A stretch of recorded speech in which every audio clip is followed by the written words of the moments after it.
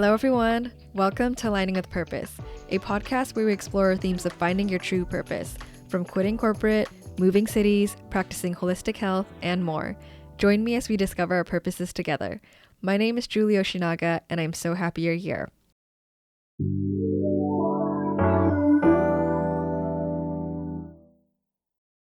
Hi, Laura. Welcome to the podcast. I'd love to introduce our guest today. Her name is Lora Smuts. She is a marketing project manager and a music curator. She spent over a decade managing marketing campaigns for entertainment giants like Disney, Netflix, and TikTok before leaving corporate to build something more aligned with her values and interests. Now, as a freelance marketing project manager, she helps mission-driven wellness and lifestyle founders execute their big ideas. She's also the founder of Music Club, a music discovery newsletter. New to the freelance world, she is figuring out how to build a business that is aligned and supports the life she wants. Welcome, Laura. Thank you, Julie. Thank you so much for having me today. I'm so excited to have you on since I feel like you have such a breadth and depth of knowledge in when it comes to working in corporate and also in freelance and just doing something that is more aligned with what you want to do. That's something that I am currently doing right now. And I think you have a lot of really great perspective. And I'd love to share that more with our listeners today and get to know you. I want to start off with our beauty and humanity segment. There's so many things that are happening in our world right now, and we can get so caught up with our own lives. When we get caught up in our own lives, it's easy to feel stressed, anxiety, all those things when there's a lot happening beyond the lives we're living. And the more we can get grounded in who we are, see the other life forms around us, I think it really helps us feel more interconnected, grounded, and human, and also know that we're not alone in our struggles. So the beauty and humanity just encourages us to really find small moments in humanity or other life forms that bring us happiness and for us to relate to it, since we're not disconnected from the other person that's walking across the street as much as we think we are. So I'd love to hear if anything has happened this week, or if it's not this week, sometime this month, that you saw the beauty and humanity in.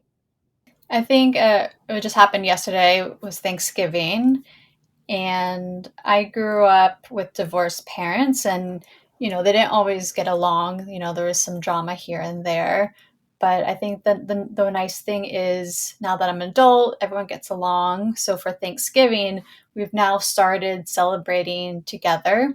So my mom hosted everyone, and so my father, stepmom, and sister all came over. So it was, I think, a really nice moment that despite the past, any challenges or grudges, that we can all just come together to celebrate. So that was a nice moment. I think it does show a lot of maturity, and also despite all of our past and where we are going, I think it's great to come into the present to appreciate where we all are. So thank you for sharing that. I'll share mine for the week. And yesterday was Thanksgiving. It was my first Thanksgiving away from home. So I definitely was missing home, but at the same time, I was also surrounded by so much love with such good people. And I also experienced the Macy's Day Parade for the first time, and that was also exciting. I saw there are probably so many tourists coming in at the time, and to see everyone be excited about the parade and spending time with their families, it was just really nice to see. It was one of those moments where it's like, oh, you can see it as like, oh my gosh, there's so many people here. But the other perspective is, wow, this is so beautiful. People are coming together to watch and witness this together, and they're with their families on a nice occasion to celebrate, thanks and gratitude. A nice wholesome moment.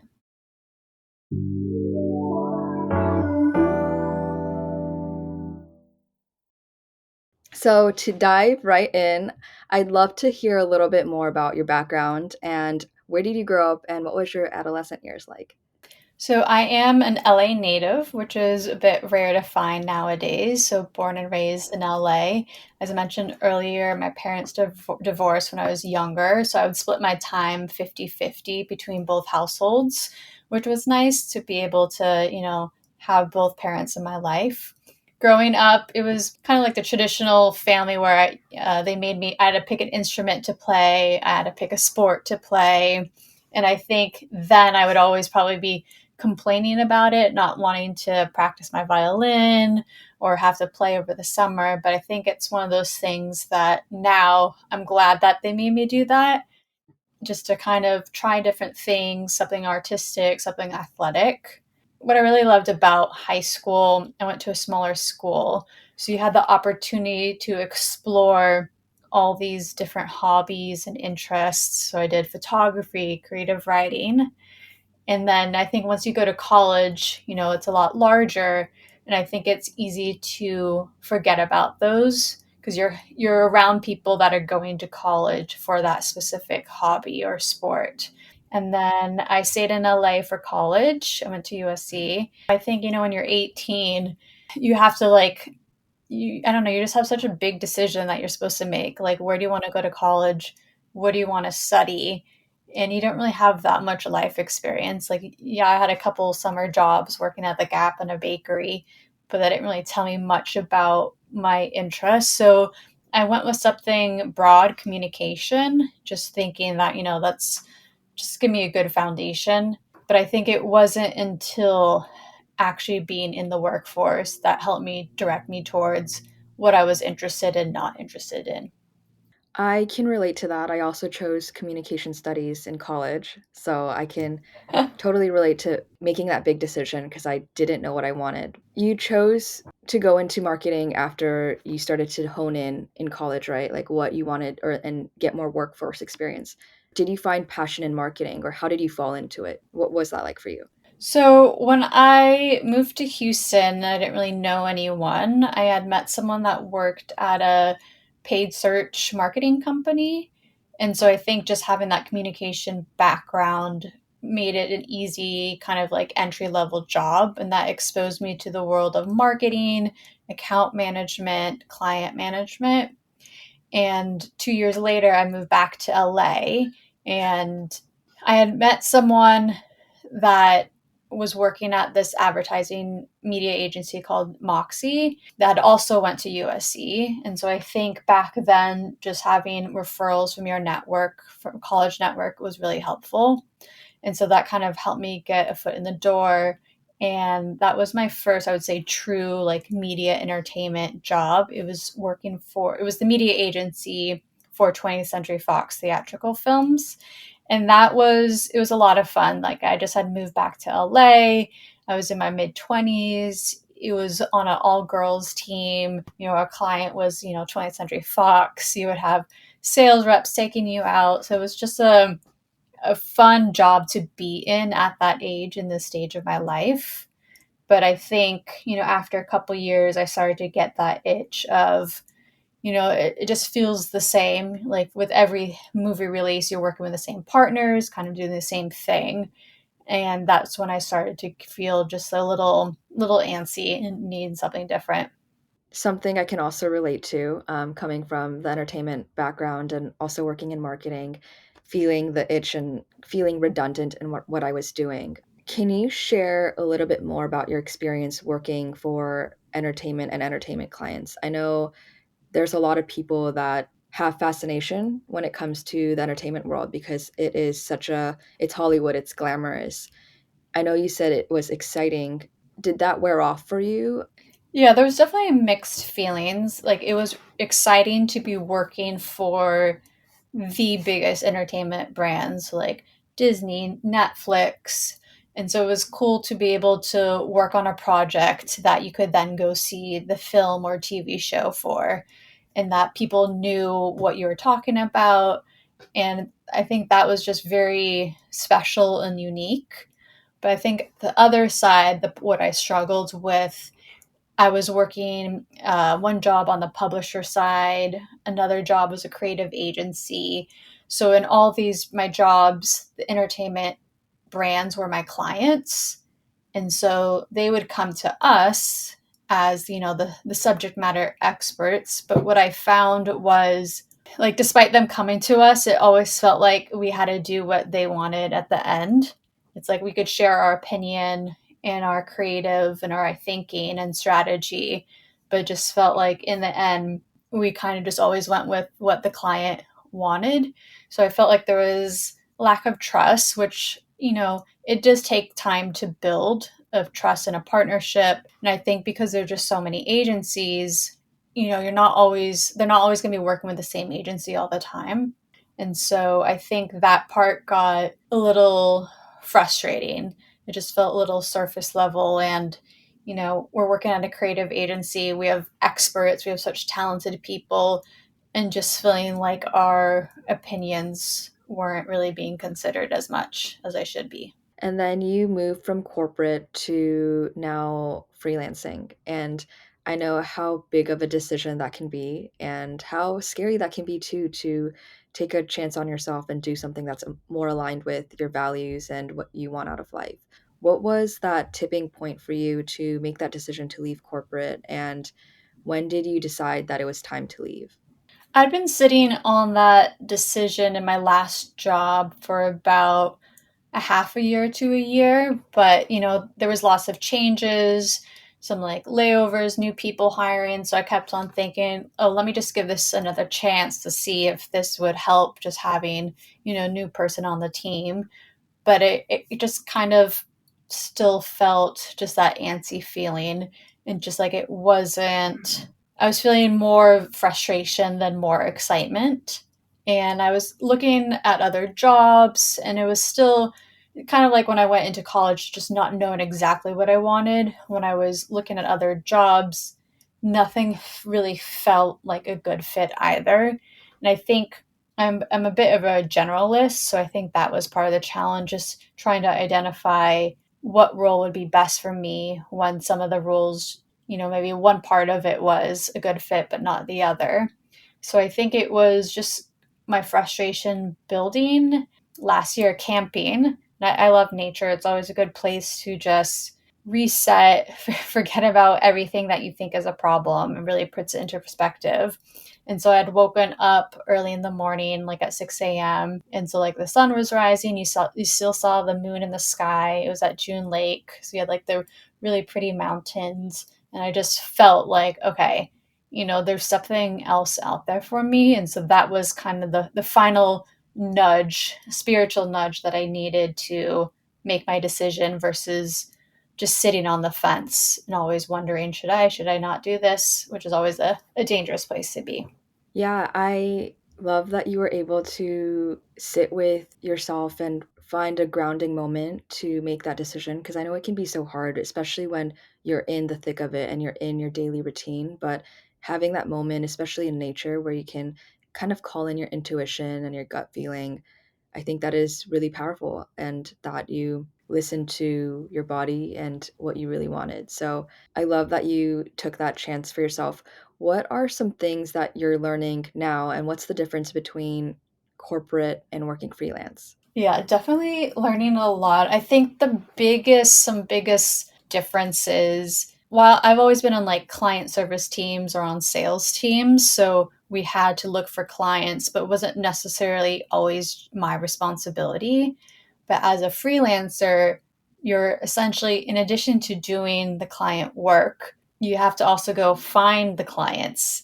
And so you're both like a worker and then also a salesperson. And I would say that has been the biggest learning curve and the biggest challenge for me. But I think it's also the biggest place for growth. So just putting myself out there, networking, learning to be more direct with what you do versus I think my approach was, oh, let me just be friends with them and then I can let them know what I do, or maybe just secretly hoping like they'll know what you do. But unless you communicate directly with someone with how you can help them, they're not going to know. And so that whole process has definitely been working through just some like limiting beliefs and confidence. And so I would say that's the biggest difference is you need to bring in your clients versus in the corporate, most likely you're part of a team. And so that's not always your responsibility. And I know you touched on limiting beliefs. How did you get over that hump, or are you still working through those feelings? Definitely still working through those feelings. I'd recommend therapy, having a really good support system. So My husband's always like very encouraging me and always, pushing me to see past my limiting beliefs. Also, just journaling.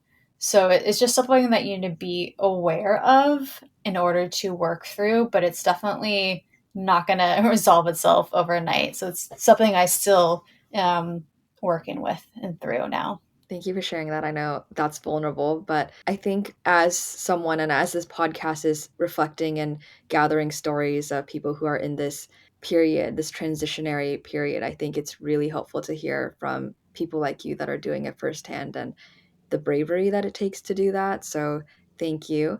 Now that you're freelancing, what do you get to pursue now that you're your own boss? I know you have an emphasis on mission driven wellness and lifestyle brands. What do you get to do as your own boss now? So yeah, I think one of the other biggest difference is you get to choose who you work with. And while I love watching movies and TV shows, it wasn't my passion. So I decided I want to work with people or brands whose like products or services I would use personally or I would recommend to a friend or family member, like something that I truly believe in and am committed to, I would use myself. So that's kind of my north star for looking at brands and assessing like would this be a good fit. And then also what's also really important for me is the people.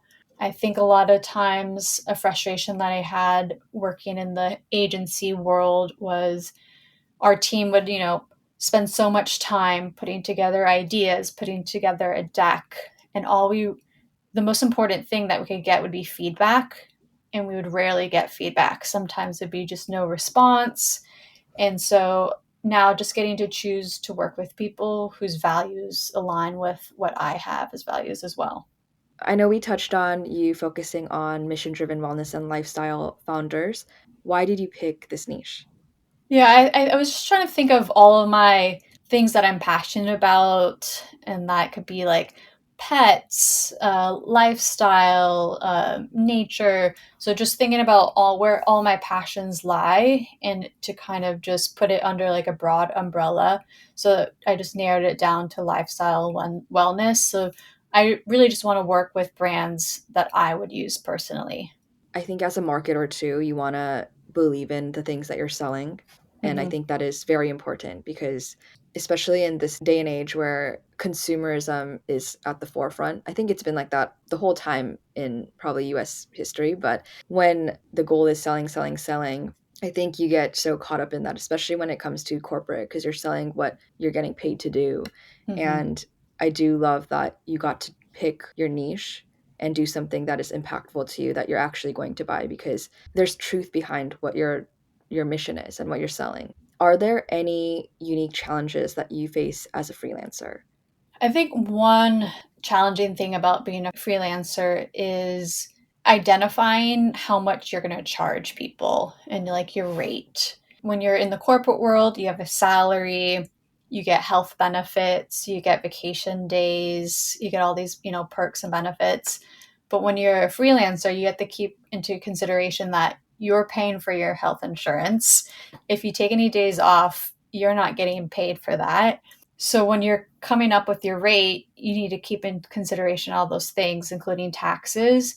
So I would say that's been another big difference and challenge is identifying what rate you think you deserve, but also want to be flexible based on who you're working with and what they can afford. And it's definitely and this is also where limiting beliefs come into play. So I'll, send off a proposal with maybe like a slightly higher rate because I'm trying to work towards my goal rate. And it's always that slight uncomfortable feeling like you have no idea how they're going to respond. But what I always try to encourage from potential clients is like, give me feedback, like, tell me your budget, like, let's have a conversation. It shouldn't be I say something and they say yes or no. I want it to be an open dialogue. I like that approach since it is really hard to create the rates as someone who is your own boss. That was one of the benefits of corporate where you already had that package put together. I guess for people who are pursuing freelancing, Do you have a recommendation on how they go about it? I know there's hourly rates, there's retainer fees, there's by project rates that you can charge. What is your approach when it comes to navigating which package you're going to sell them? Definitely. I recently took a group coaching program focused on freelancing, and the teacher there shared that costing out a project on a flat fee is usually not the best, just because you don't know you can estimate how many hours it's going to take, but more often than not you spend more time than less time. And so then you're essentially going to be losing money. So what I do currently is hourly, and either it's a monthly retainer. That way I'm blocking. So let's say if they need 40 hours a month, I will be blocking off that time for them. So it's kind of reserved. If they end up using 30 hours a week, I'll just charge them for the 30. And then my other approach is, and this is usually for maybe like smaller brands, people that don't need as big of a time commitment, more pay as you go. So they'll still provide me a general estimate of how many hours a week or month they need, but just knowing their business, it might fluctuate. So I kind of just charge them as they go. But because I haven't blocked off the time for them, I can't guarantee that I'll be able to, immediately respond or immediately work on a project, because I'll be giving priority to my retainer clients. And I want to go back to limiting beliefs, and I know that ties into identity. Has your identity shifted in any way from going from corporate to freelance? And what have those shifts been? What have been some of the learnings when it came to your identity? My identity has definitely shifted. It's a mix between what am I doing, who am I, should I go back to a full time job, and so lots of doubts and just changes. But I think that's the nice part, is that you can change. Like if I wanted to try out a new industry or a new project type or a new service offering, I can have that flexibility to try that and just experiment. And at the same time, because I've left the corporate world, I'm able to gravitate towards jobs that feel like a better fit. And so it's not forcing myself to fit inside of a role, especially as a generalist where I could do a little bit of everything. I'm able to flex that more as a freelancer. Because freelancing gives you full range of your, I guess, schedule. I know corporate is usually 9 to 5, 9 to 6, and how do you structure your week now? And how do you prevent it from bleeding into your personal life? And how do you manage separating work and life? So yeah, I think this is the fun part, getting to experiment. I know some people will only take meetings on certain days, and so what I've been doing is seeing the whole week, all 7 days, as equal weight. And so I'll work on the weekends, but that means I almost have like 7 days to do something versus just five. And that gives me more flexibility. And sometimes it's just nice working on a Sunday when there's, no one's going to be responding to you. I kind of like take each day and really, because I have multiple clients, it's thinking about what are the priorities for each client for each day, like what needs to get done to continue progressing. Right now I'll work on all clients on each day if needed, but as I take on more clients, I may experiment with certain days with certain clients. So I think that's the nice part about the freelance world, is you try something. If you don't like it, you can make an edit because you're in control of how you use your time. Is there any advice that you would give to someone that is in your shoes or was in your shoes trying to go from corporate to freelance and make that jump? Yeah, that's a great question, because I know it could be very scary. Some I think helpful tips would be, while you have your job, which equals more security, start experimenting with freelancing. Like try to take on a project or find something that you could do to try it out, see if you like it. And then that way you can also start to build a little bit of a network, so that when you leave your corporate job, you already have something lined up versus leaving it and not having anything lined up. And that kind of can create a lot more of stress and anxiety. So I think just get started now while you're in your job. And just because there's a lot more unpredictability once you're a freelancer, I would start working on your rainy day fund. They recommend, definitely at least 3 months, but I think ideally 6 months would be great. And so that way you just feel you have a little more financial security so that if you don't have a client one like week or one period of time, you're not stressing out. I think that is really good advice. If you have the ability to do a soft launch transition where you're doing Mm-hmm. both, if you are afforded that opportunity, I think that is really great advice to make sure you have your security, but you're also building out what your exit strategy is going to be. What about when it comes to your mindset shift, when it's moving from corporate to freelance? There is a lot of imposter syndrome or even limiting beliefs, like you said, that could come into play, or even sometimes it's you're scared to lose the stability. So, were there things that you had to work through mentally? And I know we already mentioned limiting beliefs, but were there any things that you had to, I guess, process while you were going from corporate to freelance? Yeah, I think in the corporate world, I was very blessed in all my jobs to have such a wonderful team and managers, which really always made me feel supported. And then when you switch freelancing, you lose that support. It's just you. It's easy to feel lonely, and it's easy to feel like all you do is kind of work from home. So I think that's something to be aware of is you're going to go from having a team and maybe you're working in person in office to yourself and having to kind of provide that support. When you're in the corporate world and you're on a team, and you need help, you have like a manager to ask or talk to. But when you're freelancer, it becomes a lot more lonely. And so what I would recommend is trying to find other people that are going through similar things or have already made that jump to kind of network, work with them together, just to create a new sense of support and community. Last thing on freelancing, is there any other advice that you'd give to new freelancers or any resources that you would recommend they look into? Yeah, I think another piece of advice would be to try something like while you have the time completely new, whether it's a new hobby, a course that can maybe like upskill something that you can offer to your clients, or taking on a part-time job. Earlier this year I worked at a non-alc bottle shop for a few months, and that was the first time I'd done retail since high school. And I loved it because it was completely different than what I've been doing for the past 10 years.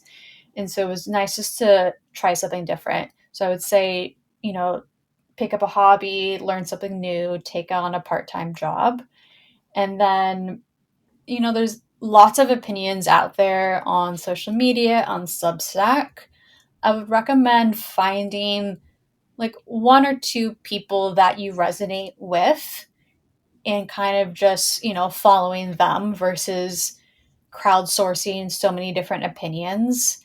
And so I've found a couple of resources that are kind of my go-to. I've followed their Substacks and just really value their opinion.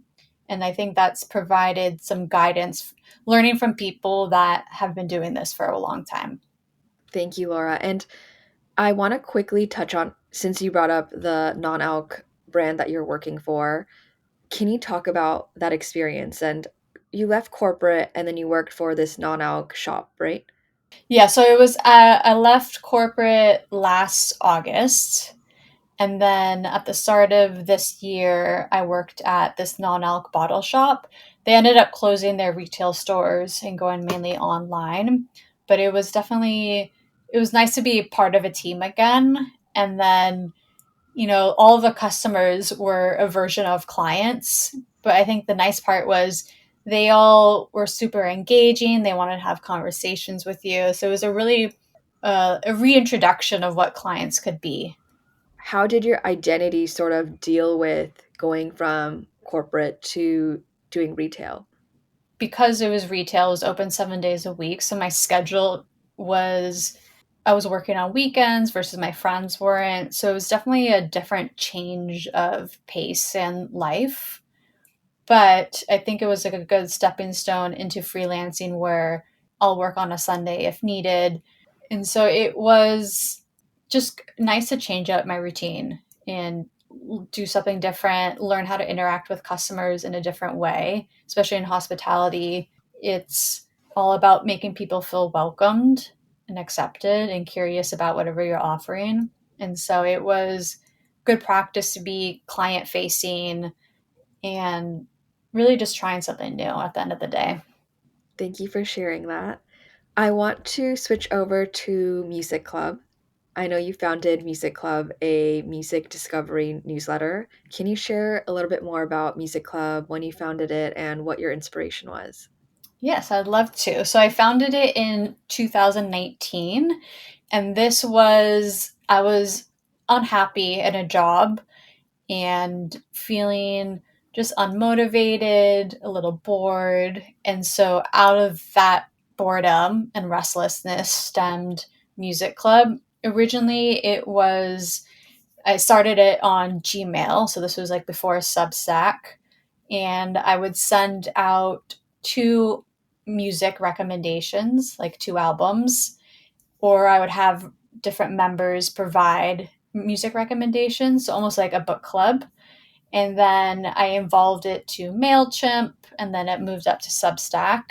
And now it is a music discovery platform. So I share mood based playlists. So it's all curated to like a different vibe. I also launched earlier this year on SoundCloud the Music Club radio show. So I wanted to take my Spotify playlists one step further. And this is before they launched their new AI mixing tool. And so I picked up some DJ decks and have started learning how to DJ and recording the radio show inspired by KCRW, which is one of my favorite radio stations here in LA. And so each episode is themed to a different like type of music or geography. I'll play some songs and then speak about them. And I think what I've really loved through this process is, when you're listening to a Spotify playlist, you're not learning about the artist or the song or the music, but putting together my track list for my radio show and getting to share with the audience who the artist is and their inspiration, I've learned a lot more about music and get to share that with others. How do you go about finding artists and albums to promote? Is it all discovery based on Spotify? So for my music discovery, rely a lot on online radio. I think online radio is a great place because it is curated from DJs. A lot of friends, Spotify. Always check my release radar. There's definitely sometimes too many places where you could discover new music, but so I try to have a diverse place of where I go to find music, and that way the music I'm sharing reflects a wide variety of genres. So with Music Club, one week I may be sharing a country playlist, and then the following week I'm sharing a techno playlist. And so I love being able to not be restricted to just one genre. I like the diversity in the music that you're sharing, and I also love that you took a negative experience in work and, your unhappiness in your work setting, and you created something that sparked some passion for you, because that balance is important. And also, when certain aspects of your life aren't going the way you want, there's other ways to supplement and make sure that you're doing things that fill your cup. So I think it's beautiful that you started Music Club. What is next for Music Club? Yeah, that's always like because I've been doing it for 5, 6 years now, and I think with anything that long and creative, my passion for it definitely like ebbs and flows. And so at the end of each year, I kind of try to think about, what interests me that I can lean more into, but also looking at metrics like open rates, clicks to see what's resonating with people as well, because I also want to make sure I'm providing something of value. That's a good question. I don't know what I have in store yet for Music Club next year, but that'll be something I'll definitely be thinking about over like December and the new year. Thank you so much, Laura. Was it in relation with Music Club that you started your coffee business? So that my coffee business was a fun little offshoot of Music Club. It was taking one of my other passions, which is coffee. I had the opportunity to roast my own coffee blend. And so I worked with a local roaster to do that and had put together like a small batch of maybe like 200 bags, and on the back of every bag was a QR code that would open up a Music Club playlist that I curated just for morning times when you're drinking your coffee. And so that was a fun project working with actual product and then being able to incorporate the music angle into it. And also just learning about sales in a different way. Like in the non-alc bottle shop, that was sales in one way, and then with the coffee, I would go to the dog parks and give samples of the coffee. It was sold in Fellow on Abbot Kinney for 1 month. So it was another good way to get away from my limiting beliefs and push myself outside my comfort zone while doing something that aligned with my passions.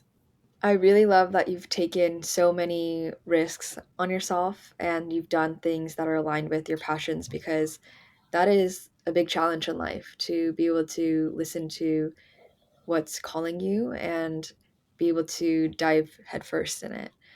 What does aligning with purpose mean to you? Aligning with purpose means there's just this feeling when you're working on a project, or maybe it's working with a specific person, where you just feel like you're in this creative flow. It's energizing. You almost don't want it to stop. And I think aligning with purpose is when you're in that flow where it just feels right. There's less friction and just more flow. That is a really great take on aligning with purpose. Thank The you. not in flow and not working in or not being in friction. And I think that is a really important one to take away. So thank you for sharing your take on it. I really appreciate the time that we got to spend together today. I learned a lot from your story, and I think it's really applicable to a lot of people. This jump is something that I know many people are talking about, and to hear it firsthand from someone that's doing it and you're finding lots of success in, it's great to learn and to get encouragement from. So thank you, Laura, for sharing your story today. Where can listeners find you? Yeah, so to follow along my journey, I'm on Instagram, Lora, Lora Smuts, or you can follow along on Music Club's journey on Substack. So that's Music Club with one C .substack.com. And it's also on Instagram, Join Music Club with one C. And so if you're looking ever for some good music, that's a good place to head. And then if you are a dog lover, I also run a dog Instagram for my two pups, which has been a fun side project. And I'm also always trying to think, okay, how can they start earning money so they could pay for some rent? And so they're also on Instagram, the Notorious Dogs. And that's, I think, two G's. I'll send you their Instagrams. Got it. No, I love that. I'll put that in the show notes. That's so cute. Well, I had such a wonderful time chatting with you today, and thank you so much for sharing your story again. And if you haven't subscribed to the podcast, you can find me on Spotify, any of your favorite streaming platforms, or also you can watch it on YouTube, and it's called Aligning with Purpose. If you would like, you can also subscribe to my Instagram and TikTok at aligningwithpurpose.pod or at Julioshi, Juliyoshi.